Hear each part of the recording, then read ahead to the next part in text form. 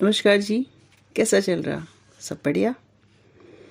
आज आपको सुनाती हूँ मुंशी प्रेमचंद जी की एक रचना जो सभ्यता के रहस्य सुलझाने के मंत्र दे रही है। क्या है ये रहस्य? कैसे बनते हैं बड़े इज्जतदार आदमी, सभी पुरुष, हाई सोसाइटी वाले, सोफिस्टिकेटेड वंस? तो चलिए इस सीक्रेट से आज पर्दा उठाते हैं और सुनते हैं आज का कंठ प्रेमचंद जी की कलम से, सभ्यता का रहस्य। यूं तो मेरी समझ में दुनिया की 1000 बातें नहीं आती। जैसे जैसे लोग सुबह उठते ही बालों पर छुरा क्यों चलाते हैं? क्या अब पुरुषों में भी इतनी नजाकत आ गई है कि बालों का बोझ उनसे नहीं संभलता? एक साथ ही सभी पढ़े लिखे आदमियों की आंखें क्यों इतनी कमजोर हो गई हैं? दिमाग की कमजोरी ही इसका कारण है या कुछ और? लोग खिताबों के पीछे क्यों इतने हैरान होते हैं? आदि इत्यादि। लेकिन इस समय मुझे इन बातों से मतलब नहीं। मेरे मन में एक नया प्रश्न उठ रहा है और उसका जवाब मुझे कोई नहीं देता। प्रश्न यह है कि सभ्य कौन है और असभ्य कौन? सभ्यता के लक्षण क्या हैं? सरसरी नजर से देखिए तो इससे ज्यादा आसान और कोई सवाल होना ही नहीं चाहिए। बच्चा बच्चा इसका समाधान कर सकता है, लेकिन जरा गौर से देखिए तो प्रश्न इतना आसान नहीं जान पड़ता। अगर कोट पतलून पहनना, टाई हैट कॉलर लगाना, मेज पर बैठकर खाना खाना, दिन में 13 बार कोको या चाय पीना और सिगार पीते हुए चलना सभ्यता है, तो उन गोरों को भी सभ्य कहना पड़ेगा जो सड़क पर बैठकर और शाम को कभी कभी टहलते नजर आते हैं। शराब के नशे से आंखें लाल, पैर लड़खड़ाते हुए रास्ता चलने वालों को अचानक छेड़ने की सनक दिखाते हैं। क्या उन गोरों को सभ्य कहा जा सकता है? कभी नहीं। तो ये सिद्ध हुआ कि सभ्यता कोई और ही चीज है। उसका देह से इतना संबंध नहीं है जितना मन से है। मेरे इन्हीं गिने दोस्तों में एक राय रतन किशोर भी हैं। वो बहुत ही दयालु, बहुत ही उदार, बहुत शिक्षित और एक बड़े पद पर कार्यरत हैं। बहुत अच्छा वेतन पाने पर भी उनकी आमदनी खर्च के लिए काफ़ी नहीं होती। 1/4 वेतन तो बंगले ही की भेंट हो जाती है। इसलिए वो ज़्यादातर चिंतित ही रहते हैं। रिश्वत तो शायद नहीं लेते, कम से कम मैं तो नहीं जानता। हालांकि कहने वाले कहते हैं जाने क्या क्या। लेकिन मैं इतना जानता हूँ कि वह भत्ता बढ़ाने के लिए दौरे पर बहुत रहते हैं। यहाँ तक कि इसके लिए हर साल बजट के किसी दूसरे खाते से रुपए निकालने पड़ते हैं। उनके ऊंचे अफसर कहते हैं, इतने दौरे क्यों करते हो? तो जवाब देते हैं, इस जिले का काम ही ऐसा है कि जब तक खूब दौरे न किए जाएं, रियाया शांत नहीं रह सकती। लेकिन मज़ा तो यह है कि राय साहब उतने दौरे वास्तव में नहीं करते जितने कि अपने रजिस्टर में लिखते हैं। उनके पड़ाव शहर से 50 मील पर होते हैं। खेमे वहाँ गड़े रहते हैं, कैंप के अमले वहाँ पड़े रहते हैं और राय साहब घर पर मित्रों के साथ गपशप करते रहते हैं। पर किसी की मजाल है कि राय साहब की नेक नियति पर संदेह कर सके। उनके सभी पुरुष होने में किसी को शंका नहीं हो सकती। एक दिन मैं उनसे मिलने गया। उस समय वे अपने घसियारे दमड़ी को डांट रहे थे। दमड़ी रात दिन का नौकर था, लेकिन रोटी खाने अपने घर जाया करता था। उसका घर थोड़ी दूर पर एक गांव में था। कल रात को किसी कारण से वो आ नहीं सका था, इसलिए डांट पड़ रही थी। राय साहब ने कहा, जब हम तुम्हें रात दिन के लिए रखे हुए हैं तो तुम घर पर क्यों रहे? कल के पैसे कट जाएंगे। दमड़ी बोला, हुजूर, एक मेहमान आ गए थे, इसी से ना आ सका। तो कल के पैसे उसी मेहमान से ले लेना। सरकार, अब कभी ऐसी गलती नहीं होगी। बकबक मत करो। हुजूर सुनिए तो, 2 रुपये जुर्माना लगेगा। कह देता हूँ। दमड़ी रोता हुआ चला गया। रोज़ा बख्शाने आया था, नमाज गले पड़ गई। 2 रुपये जुर्माना ठुक गया। गलती ये हुई कि बेचारा कसूर माफ करना चाहता था। यह एक रात को गैर हाजिर होने की सजा थी। बेचारा दिन भर का काम कर चुका था, रात को यहाँ सोया नहीं था और यही उसका दंड था। और घर बैठे भत्ते उड़ाने वाले को कोई नहीं पूछता, कोई दंड नहीं देता।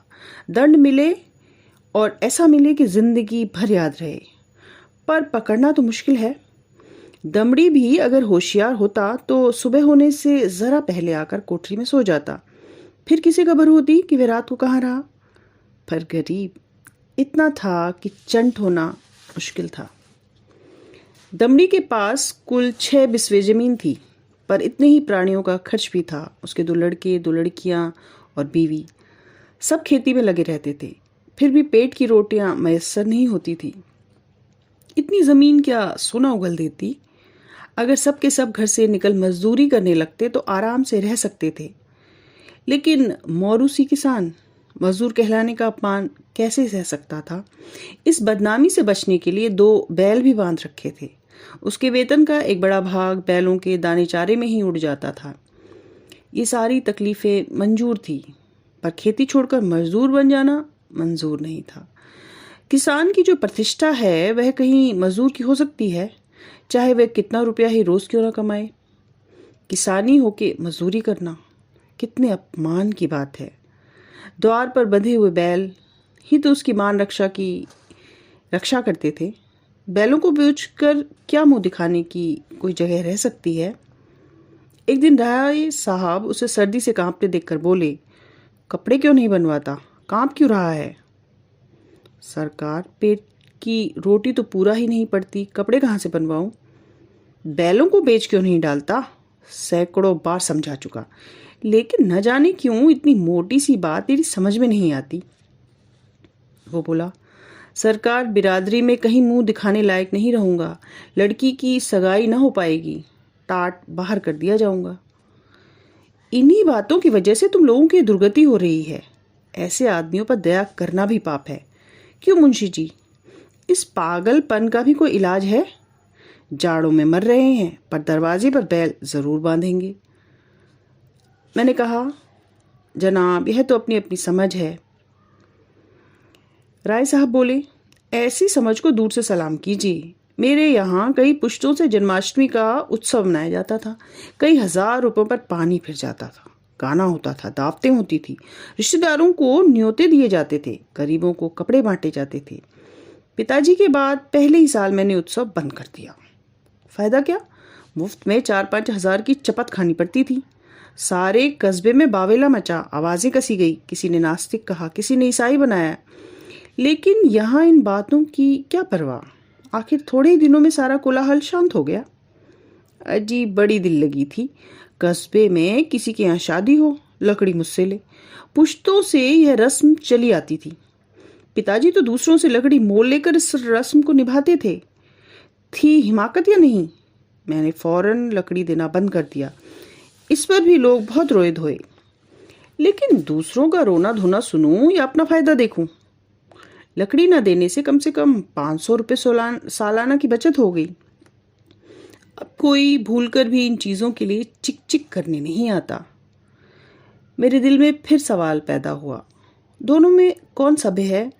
कुल प्रतिष्ठा पर प्राण देने वाला मूर्ख दमड़ी, या धन पर कुल मर्यादा को बलि देने वाले राय रतन किशोर? राय साहब के कार्य क्षेत्र में एक बड़े मार्के का यानी हाई प्रोफाइल मुकदमा पेश हुआ। शहर का एक रईस खून के मामले में फंस गया था। उसकी जमानत के लिए राय साहब की खुशामदें होने लगी। इज्जत की बात थी। रईस साहब का हुक्म था कि चाहे रियासत बिक जाए, पर इस मुकदमे से बेदाग निकल जाऊं। डालियां लगाई गई, सिफारिशें पहुंचाई गई, पर राय साहब पर कोई असर ना हुआ। रईस के आदमी को डायरेक्टली रिश्वत की बात करने की हिम्मत नहीं पड़ती थी। आखिर जब कोई बस ना चला तो रईस की बीवी से मिलकर सौदा पटाने की ठानी। रात के 10 बजे थे। दोनों महिलाओं में बातें होने लगी। 20,000 की बातचीत थी। राय साहब की पत्नी तो इतनी खुश हुई कि उसी वक्त राय साहब के पास दौड़ी हुई और कहने लगी, ले लो ले लो ले लो ना। राय साहब ने कहा, इतनी बेसब्र ना हो। वह तुम्हें अपने दिल में क्या समझेंगी? कुछ अपनी इज्जत का भी ख्याल है या नहीं? माना कि रकम बड़ी है और इससे मैं एक बार को तुम्हारे आए दिन की फरमाइशों से मुक्त हो जाऊंगा। लेकिन सिविलियन की इज्जत भी तो कोई मामूली चीज़ नहीं है। तुम्हें पहले बिगड़ कर कहना चाहिए था। मुझसे ऐसी बेतुकी बातचीत करनी हो तो यहाँ से चली जाओ। मैं ऐसी बात अपने कानों से नहीं सुनना चाहती। बीवी बोली, अरे ये तो मैंने पहले भी किया ही है। बिगड़कर खूब खरीखोटी सुनाई। क्या इतना भी नहीं जानती? बेचारी मेरे पैरों पर सर रख कर रोने लगी थी।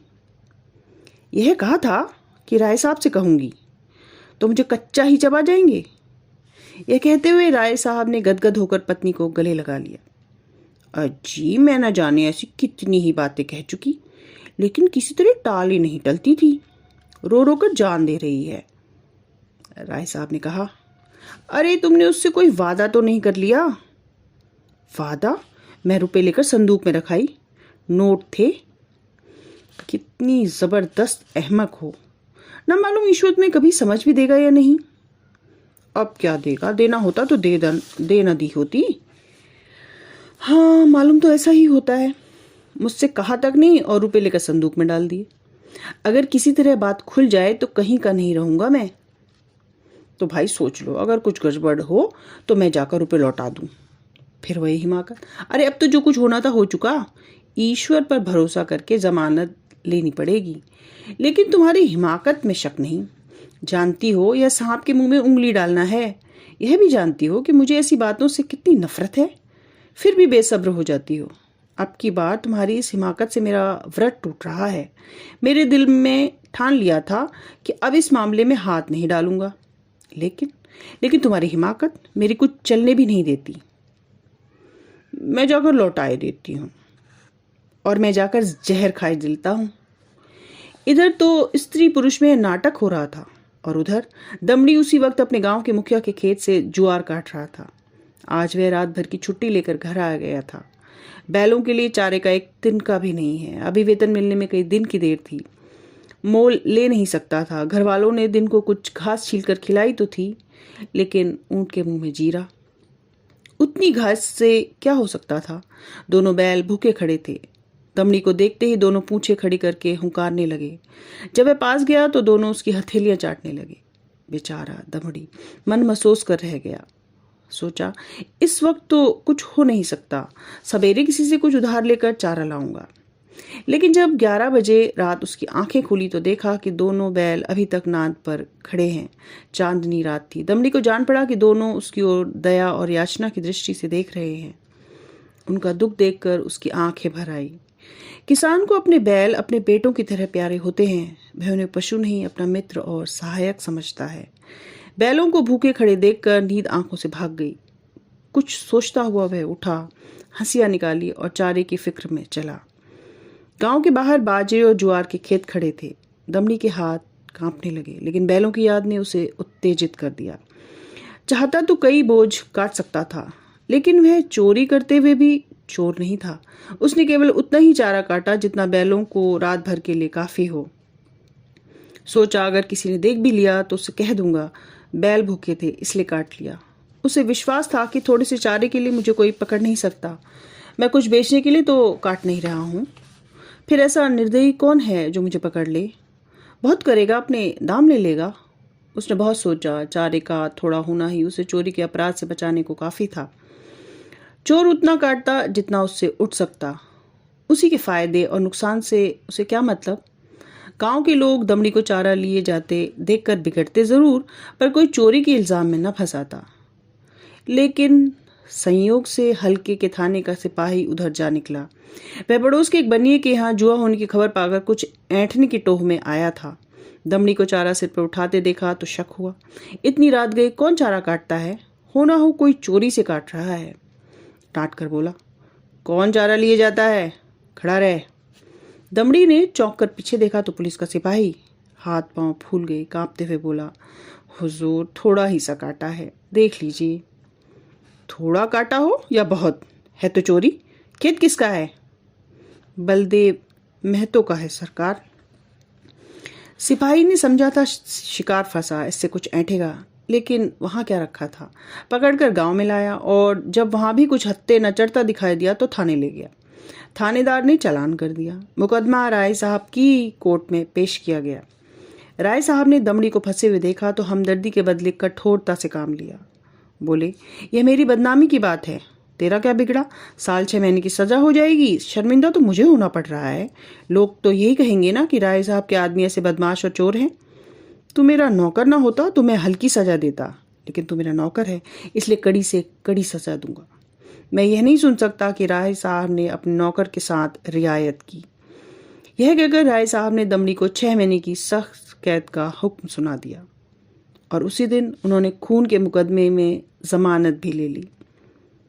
मैंने दोनों वृत्तांत सुने और मेरे दिल में यह ख्याल और भी पक्का हो गया कि सभ्यता केवल हुनर के साथ ऐब करने का नाम है। आप बुरे से बुरा काम करें, लेकिन अगर आप उस पर पर्दा डाल सकते हैं तो आप सभ्य हैं, सज्जन हैं, जेंटलमैन हैं। अगर आप में ये विशेषता नहीं तो आप असभ्य हैं, गवार हैं, बदमाश हैं, और यही सभ्यता का रहस्य है। तो एक अंत यहीं तक था। मुझे उम्मीद है आपको अब पता चल गया होगा कि कैसे बनते हैं कल्चर्ड। आज के लिए इतना ही, आगे फिर भेंट होगी। राम राम।